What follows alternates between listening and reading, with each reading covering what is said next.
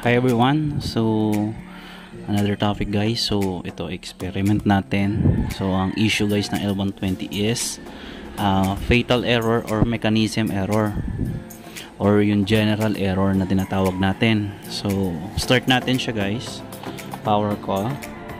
So may mapapakinggan kayo dyan na sounds galing dito, and then both lights are blinking, means kahit nakakonect good si scanner, nagbi-blinking pa rin siya guys, and hindi siya makapag-print gawa ng may mechanical error kasi stuck ito.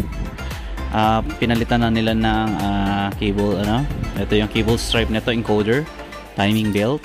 So okay na yung timing disc, nilinisan na namin, i-check yung mga sensors. Okay naman ang sensors, pero check natin. Okay, so dito may sounds, ayan, nag-blink na siya. So dito cost nito guys is yung stock siya guys na matagal. So ang gagawin natin dito guys, syempre possible baka stuck yung mga yung may mga part na kalawang doon. Yung movement niya guys medyo matigas dito sa part na mechanism, dito sa assembly may part na matigas. So yun yung gagawin natin. Ito experiment natin, babaklasin natin lahat, tatanggalin natin guys yung pamula, yung rolling rod na yan, pamula dito guys, babaklasin natin lahat ito, pati yung kanyang pick up roller, pati yung ating purge pump. Okay, so check na rin natin purge pump, tanggal na rin natin tong ayan, so medyo matigas yung movement nya.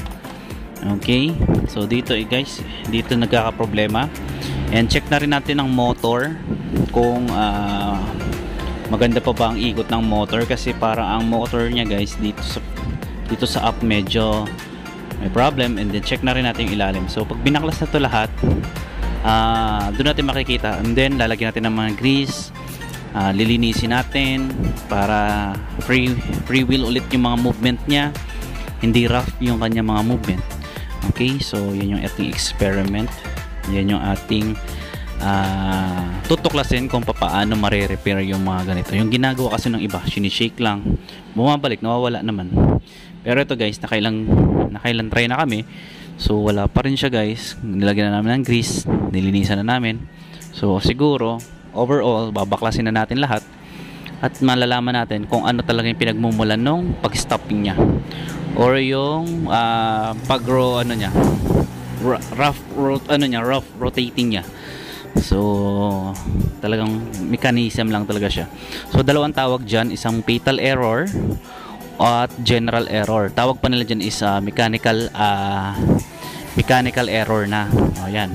So abangan nyo guys yung ating video for this model ng L220, at i-check natin. Kahit mag-scan tayo dyan, walang movement yan.